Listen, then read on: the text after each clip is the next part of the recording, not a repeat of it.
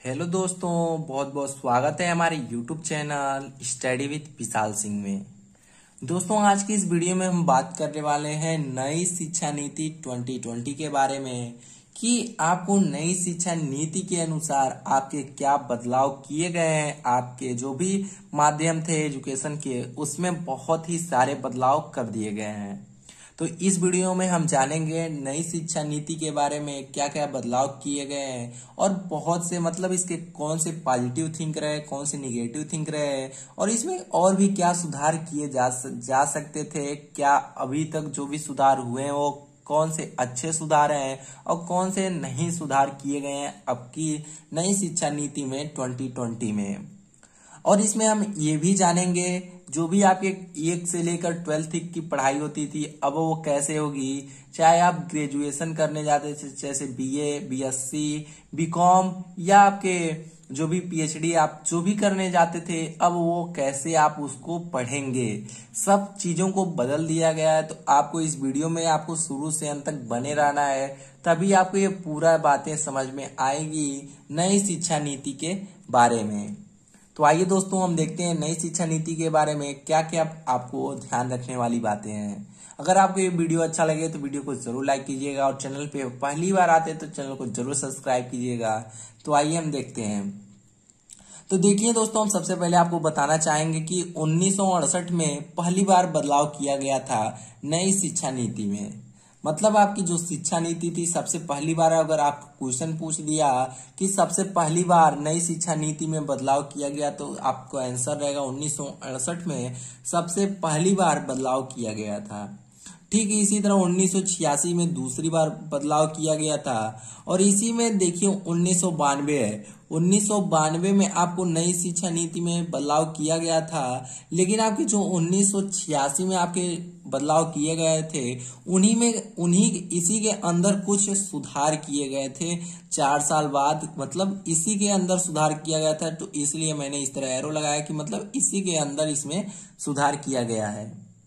अब हमारा सबसे तीसरी यहाँ पे बात करेंगे, तीसरी बार यहाँ पे सुधार हो गया। चौथी बार हमारा सुधार हुआ है 2020 में, जिसे इसमें NEP को न्यू एजुकेशन पॉलिसी यहाँ पे किया गया है। नई शिक्षा नीति लागू किया गया है। ये लागू अभी नहीं हुआ, लागू ये कब होगा, अगर कोरोना वायरस को देखते हुए मद्देनजर में अगर हालात सही रहे तो 2022 में हो सकता है, अगर नहीं सही रहे तो 2023 में भी हो सकता है, लेकिन अभी लागू नहीं हुआ है। कई लोग जान रहे हैं कि अभी से लागू हो गया, तो अभी लागू नहीं हुआ है। लागू 2022 या 2023 में हो सकता है। अगर हालात सही रहे कोरोना वायरस के तो 2022 में होगा, अगर नहीं सही रहे तो 2023 में हो सकता है। अब हम बात करेंगे MHRD। MHRD क्या है? Ministry of human resource development. ये गवर्नमेंट ऑफ इंडिया का है, आप जानते हैं। इसी के अंदर हमारा शिक्षा जो भी शिक्षा के माध्यम है इसी के अंदर आता था, लेकिन अब इसको चेंज कर मिनिस्ट्री ऑफ एजुकेशन कर दिया गया है। इसको नाम को पूरे को चेंज कर एक मिनिस्ट्री ऑफ एजुकेशन यहाँ पे नाम दिया गया है। अब देखिए दोस्तों, हम बात करेंगे क्या क्या आपके बदलाव किए गए हैं। तो देखिए, आपको क्लास पहले हम जानते थे कि 10th + 2 कोई भी फॉर्म निकलता था 10th + 2 पे निकलता था, तो हम जान जाते थे कि 12th पर हमारा एग्जाम जो भी हमारा एजुकेशन है ये 12th जो किए गए हैं या पास कर चुके हैं वही इस पोस्ट को भर सकते हैं। लेकिन इसको चेंज कर 5+3+3+4 कर दिया गया है। लेकिन हम इसको भी देखें तो ये 10th + 2 भी सही है और ये भी सही है, लेकिन ये इसी को चेंज कर 5+3+3+4 कर दिया गया है। जो हम जानते हैं कि इसमें अगर इसमें 12 ईयर्स लगते थे तो इसमें भी आपको 15 ईयर्स लगेंगे।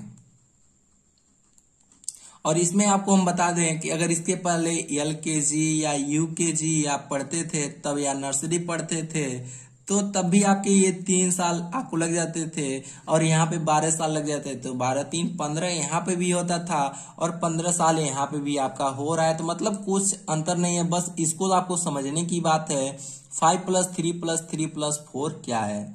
और देखिए इसमें एक और बात है, स्ट्रीम को खत्म कर दिया गया है, अब इसमें ऐड किया गया है मल्टीपल एंट्री और इसमें एक और एग्जिट को यहाँ पे ऐड किया गया है। इसको हम बीच में देखेंगे कि कहाँ पे ये किस में ऐड हुआ है, इसको हम यहाँ पे बाद में देखेंगे। अभी हम समझते हैं 5+3+3+4 क्या है। अब देखिए दोस्तों, ये 5+3+3+4 जो है, इसकी स्टार्टिंग जो भी बच्चे की स्टार्टिंग होगी 3 इयर्स से हो जाएगी। अगर बच्चा हमारा 3 साल का हो गया है तब वो स्कूल जा सकता है।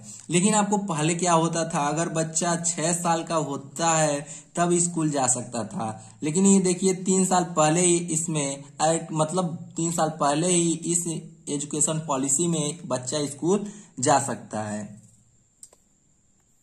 अब देखिए इसमें 5+3+3+4 की क्या बात है। तो हमने अभी बताया कि बच्चा अगर 3 साल का हो गया तो वो स्कूल जा सकता है। तो सबसे हम पहले बात करेंगे 5 की। 5 की हम बात करते हैं तो देखिए 5 का यहाँ पे अर्थ हुआ 5 इयर्स। मतलब जो 5 लिखा है इसमें ये नहीं दर्शाया जा रहा है बच्चे की आयु नहीं है, मतलब 5 का मतलब 5 साल लगेगा। फाउंडेशन, ये इसमें एक फाउंडेशन नाम दिया गया, 5 ईयर को फाउंडेशन नाम दिया गया है। अगर आप फाउंडेशन को यहाँ पे कंप्लीट करते हैं तो यहाँ पे 5 इयर्स लगेंगे। ठीक, अब हम बात करते हैं 3+2, मतलब इसको 2 भागों में यहाँ पे फिर से बांट दिया गया है। 3 इयर्स में बच्चा क्या करेगा 3 साल में, ये देखिए ये आयु नहीं है, बच्चे की स्टार्टिंग यहाँ पे 3 इयर्स से हो चुकी है और इसमें आयु की अब बताने की कोशिश नहीं की गई है। यहाँ पे हम ध्यान देंगे 3 इयर्स का मतलब क्या हुआ, मतलब प्ले मतलब खेलना हुआ। बच्चा आप पहले आपको क्या होता था कि बच्चे स्कूल जाने से डरते थे, घबराते थे। बच्चे क्यों स्कूल नहीं जाते थे, क्योंकि उनको लगता था कि हम स्कूल नहीं जाएंगे तो अब हम खेलेंगे, घर पर ही खेलेंगे। इसी के देखते हुए मद्देनजर कि बच्चा खेलने के लिए ही मतलब खेलने के लिए स्कूल नहीं जाता था पहले। लेकिन अब क्या हुआ है, नई शिक्षा नीति में आपको खेलना भी इसमें ऐड कर दिया गया, वो भी कितने साल, 3 साल को सीधे ऐड कर दिया गया। बच्चा क्या करेगा 3 साल केवल खेलेगा और ना कि इसमें कोई ड्रेस भी नहीं लगेगा, ना ही कोई मतलब स्कूल ड्रेस रहेगा कि आपको केवल ये ड्रेस पहन कर जाना है, ये भी नहीं। बच्चा का जो मन करेगा वो ड्रेस पहन कर जाएगा, वहां जाकर जो भी मन करेगा वो खेलेगा। बच्चे को केवल इसमें खेलना रहेगा, वो भी कहाँ पे, केवल स्कूल पे खेलना रहेगा, ना कि घर पे। घर पे इसको देखते हुए मतलब बच्चे खेलने के लिए स्कूल जाएंगे। यहाँ पे आदत को लगाने की कोशिश की गई कि बच्चे की आदत रहेगी स्कूल जाने की, उसी को धीरे धीरे आगे और बढ़ाया गया। तो यहाँ पे 2 इयर्स में आपको 1+2 क्लास यहाँ पे किया गया है। 2 इयर्स में मतलब 1+2 क्लास होंगे, लेकिन इसमें 1+2 मतलब 1 क्लास और 2 क्लास में भी यहाँ पे क्या होगा, नो एग्जाम नहीं होने वाला है। केवल डायरेक्ट यहाँ से आप पास कर चुके हैं, क्लास 2 भी पास कर चुके हैं, केवल आपको 3 क्लास में आएंगे। 3 क्लास में कब आएंगे ये हम देखते हैं। दूसरे यहाँ पे 5वें में केवल आपको क्या करना है, 5वें में आपको बच्चों को केवल खेलना है। 2 इयर्स में केवल 1+2 क्लास को पास करना है। अब ये 5 इयर्स कंप्लीट हो गया बच्चे का। अब हम बात करेंगे तीसरे नंबर पे, मतलब 3 ईयर, इसको 3 साल यहाँ पे रखा गया। तो 3 साल में प्रीपेटरी का मतलब यहाँ पे आपको समझाते हैं हम क्या होता है कि हम देखेंगे कि इसको भी कई भागों में अलग तरीके से आपको समझा रहे हैं। देखिए क्लास 2 तो यहीं पे हम पास कर चुके थे, अब इसके बाद यहाँ पे आएंगे तो क्लास 3 में आएंगे, क्लास 4 में आएंगे, क्लास 5 में आएंगे। तो बच्चे को यहाँ पे 3 साल पढ़ना है, 3 क्लास, 4 क्लास और 5 क्लास। और इसमें केवल बच्चे को इसमें एग्जाम की स्टार्ट होगा। इसमें क्लास 3 से आपको बच्चे की अब एग्जाम आपको कहाँ से स्टार्ट होगा, क्लास 3 से। पहले क्या होता था, बच्चे को नर्सरी, एलकेजी या यूकेजी से ही बच्चों को एग्जाम स्टार्ट कर दिया जाता था, जिसपे बच्चों को बहुत ज्यादा प्रेशर रहता था कि हमको एग्जाम देना, ये देना है। तो अब बच्चों को क्लास 3 से मतलब बच्चा कुछ साल बड़ा हो जाए तब उसको एग्जाम देना है। अब देखिए तो इसमें तो क्लास 3, 4, 5 पास ही करेंगे, इसके साथ साथ एक्टिविटी, आपको कुछ अलग एक्टिविटी सिखाया जाएगा और प्लस में स्टडी भी आपका कराया जाएगा। उसके बाद आपको लैंग्वेज भी सिखाया जाएगा। लैंग्वेज में आपको मदर लैंग्वेज तो होगा ही, लेकिन नेशनल लैंग्वेज भी आपको इसमें सिखाया जाएगा। ये लैंग्वेज है, आपको लैंग्वेज मतलब भाषा, आपको अलग अलग भाषा भी आपको सिखाए जाएंगे जिसमें बच्चे का इंटरेस्ट रहे। अगर आप इंग्लिश में इंटरेस्ट रखते हैं तो आप इंग्लिश सीख सकते हैं, बंगाली, उर्दू, चाहे कुछ भी आपको जिसमें इंटरेस्ट रहे इंटरेस्ट रख सकते हैं। लेकिन इसमें चाइनीज भाषा को नहीं ऐड किया गया, ये याद रखेंगे। लेकिन यहाँ पे हम बात करते हैं नेशनल लैंग्वेज की, तो आपको इंग्लिश यहाँ पे सिखाया जाएगा। अगर मदर लैंग्वेज की हम बात करते हैं तो आपकी जो भी मदर लैंग्वेज है मतलब उसको आपको यहाँ पे सिखाया जाएगा। आप जिस स्टेट से बिलोंग करते हैं उस स्टेट का, जैसे बंगाली से, मतलब कुछ लोग अलग अलग स्टेट से बिलोंग करते हैं तो उनको वो लैंग्वेज वहां पे सीख सकते हैं। अब हम बात करेंगे अगले 3 ईयर। ये भी 3 ईयर कंप्लीट हो गया, इसमें 3, 4, 5 ईयर कंप्लीट करेंगे। इसके बाद आता है 3 ईयर। 3 ईयर अगले में हम क्या देखेंगे 3 ईयर में कि मिडिल स्टेज आता है आपका। इसमें आपको क्या है, मिडिल स्टेज। मिडिल स्टेज का मतलब आपको हम समझाते हैं। इसमें भी हम कहाँ तक पास कर लिए थे, प्रीपेटरी में आपको कहाँ तक 5 क्लास तक पास कर चुके हैं। अब उसके बाद यहाँ पे आएंगे 6, 7 और 8 क्लास को पास करेंगे। इसमें भी एग्जाम होगा, लेकिन इसमें एग्जाम के अलावा भी बहुत सारी बातों को आपको सिखाया जाएगा। देखिए, सबसे पहले कंप्यूटर कोड सिखाया जाएगा, मतलब प्रोग्रामिंग, कुछ हल्के फुल्के कंप्यूटर के बारे में आपको जानकारी दिया जाएगा। ना कि इसमें कोडिंग आपको अभी प्रोग्रामिंग या C++ या C+ आपको सिखाया जाएगा, लेकिन कंप्यूटर के बारे में यहाँ पे आपको जानकारी दी जाएगी इसमें। अब हम बात करते हैं वोकेशनल का मतलब क्या हुआ।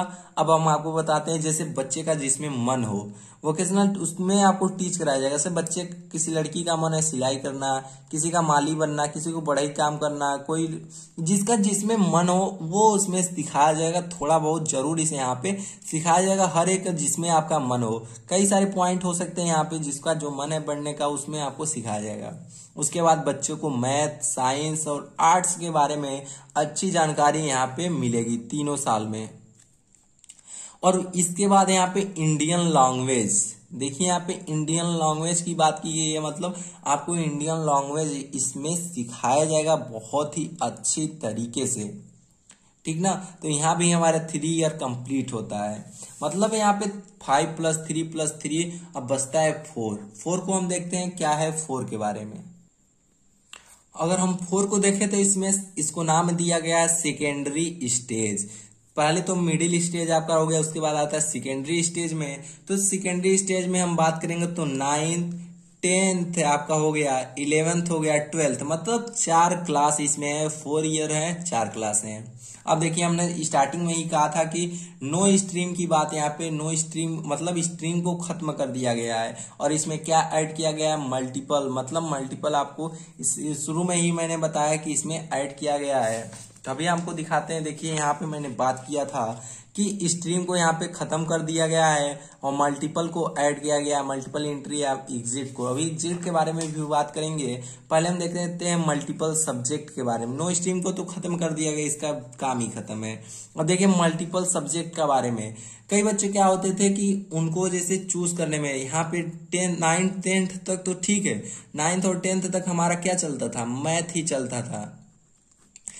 चलता था, लेकिन आपको 11th और 12th में क्या चूज करना था। कई बच्चे सोचते थे कि हम बायो चूज करें या हम मैथ चूज करें, तो आपको ये चूज करना पड़ता था। लेकिन अगर आप देखिए, अगर बायो चूज करते थे तो आपको मैथ नहीं ले सकते थे, लेकिन आपको बायो में जो भी फिजिक्स से आपका केमिस्ट्री आता था वो चूज कर सकते थे। कॉमर्स वाले बच्चे क्या होते थे, कॉमर्स चूज करते थे। लेकिन आपको क्या करना है, अब आपका जो भी मन हो, जैसे ये कॉमर्स का बच्चा हो गया, ये बायो का बच्चा हो गया, ये मैथ का बच्चा हो गया।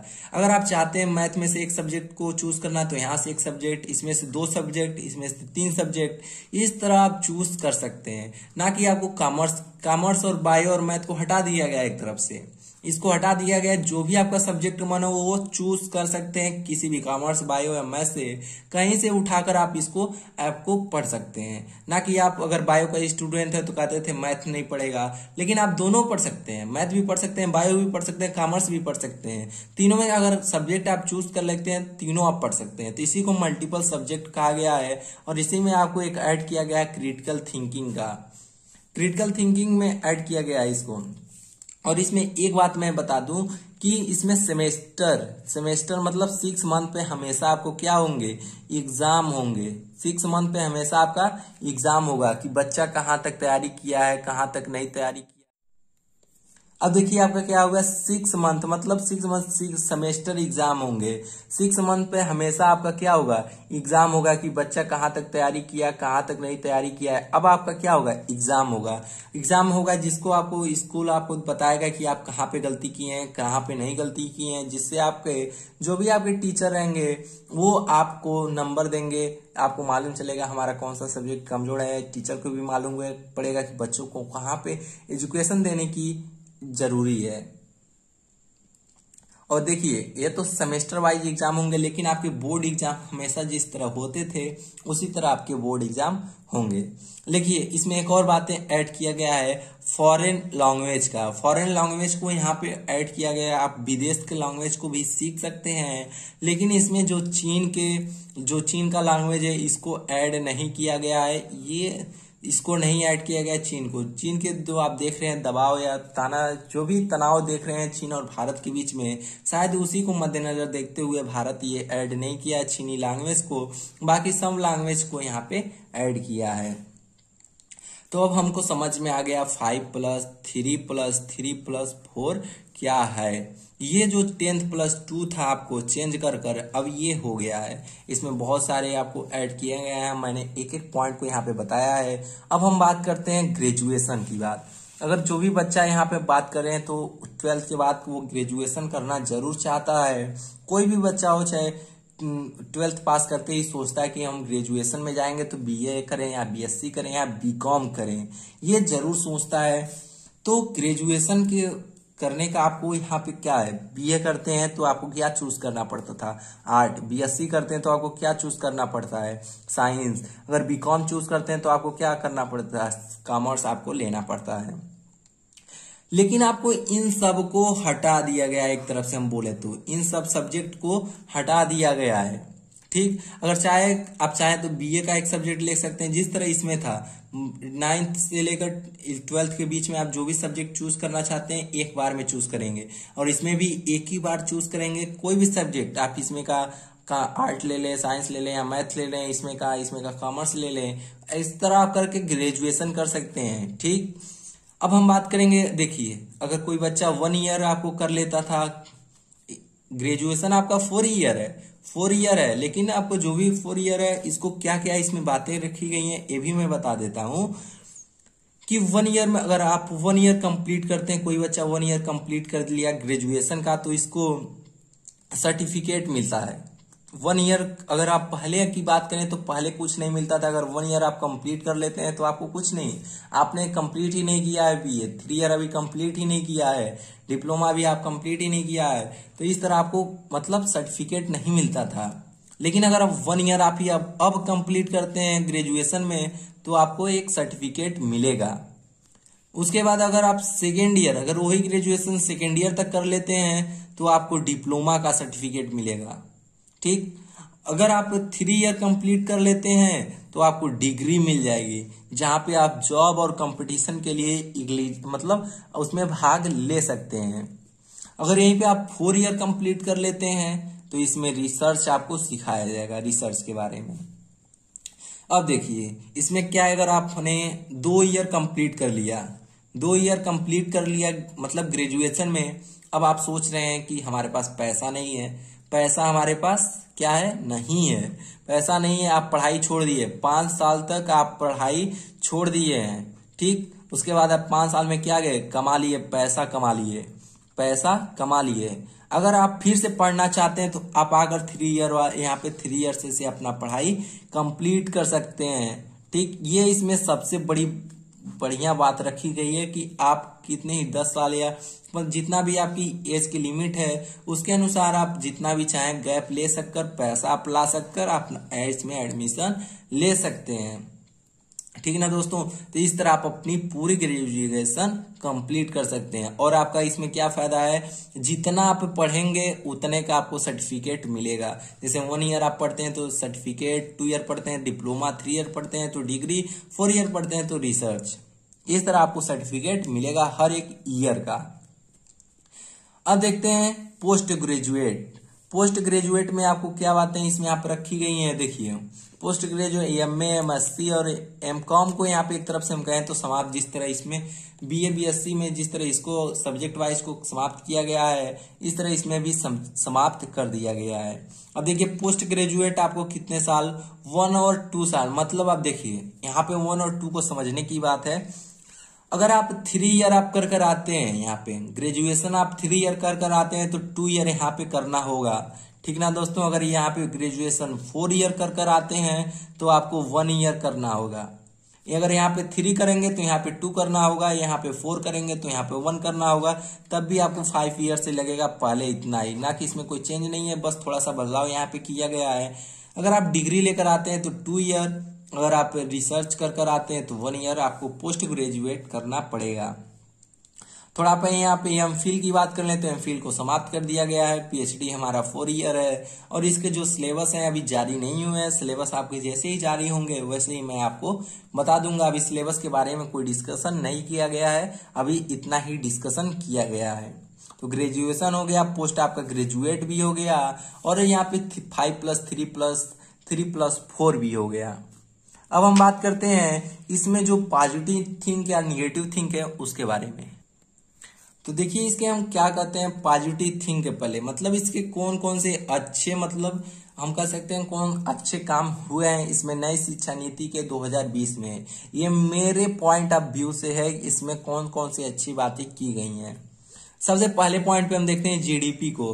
पहले हम बात करेंगे अपनी जीडीपी, मतलब 2 पॉइंट कुछ कर समथिंग, हम लगभग हम कह सकते हैं 3% तक जीडीपी शिक्षा में हमारी प्रयोग होती थी। लेकिन अब उसी को दोगुना, एक तरफ से हम दोगुना कह सकते हैं, दोगुना मतलब 6% जीडीपी का हमारा इसमें इन्वेस्ट होगा शिक्षा नीति में।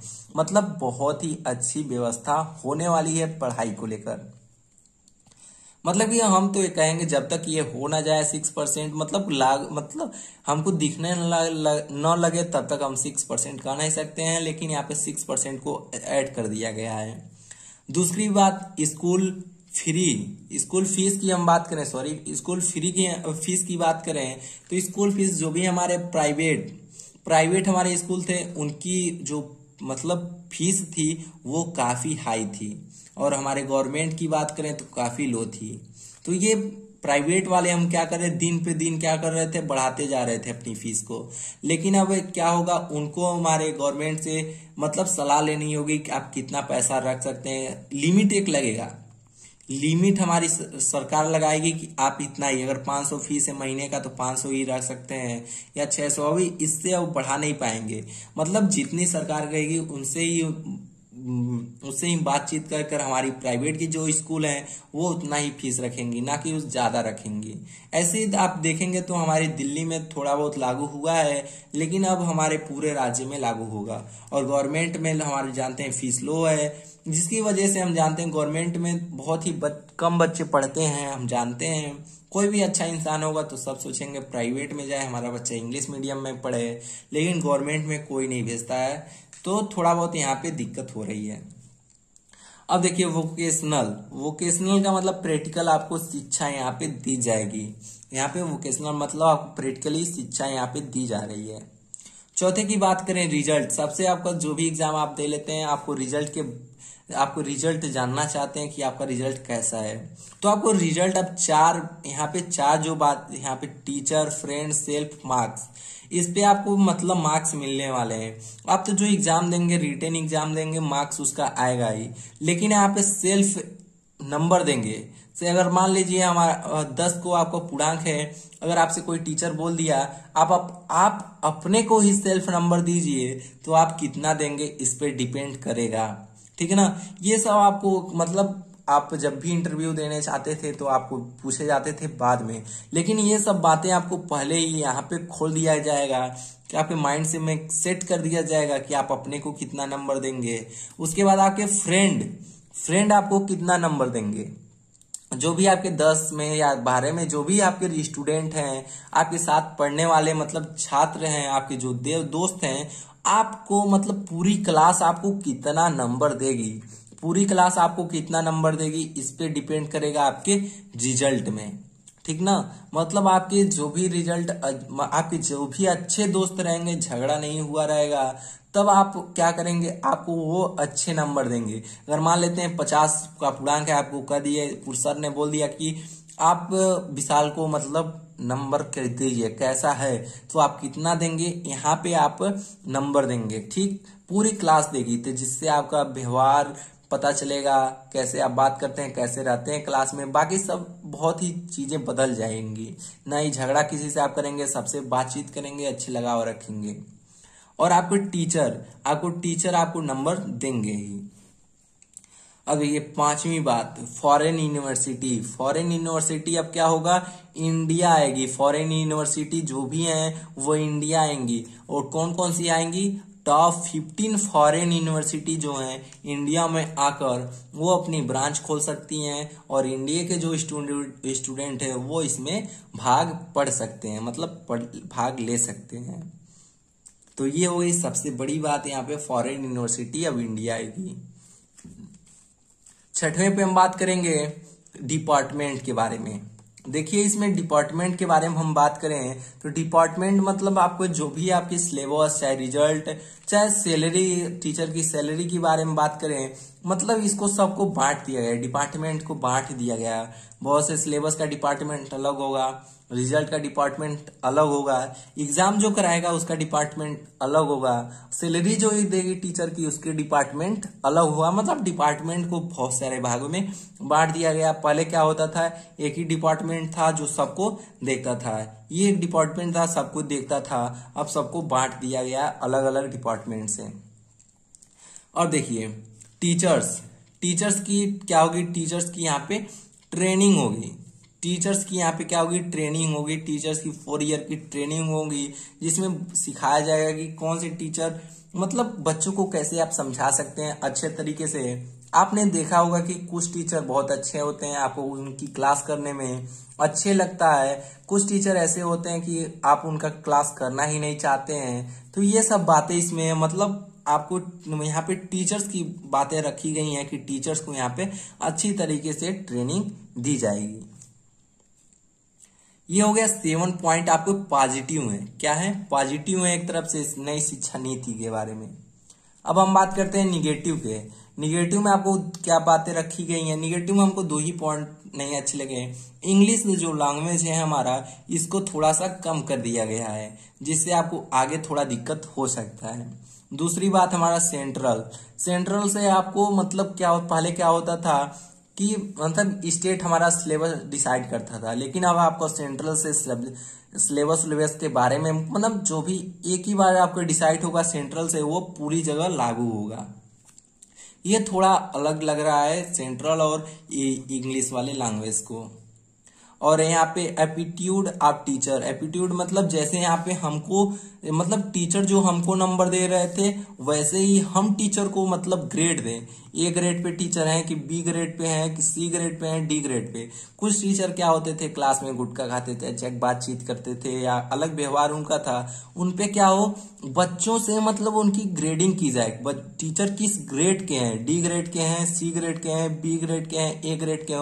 अगर ये होता तो सबसे हमको लगता है बेस्ट यह तरीका था मतलब टीचर को जानने के लिए।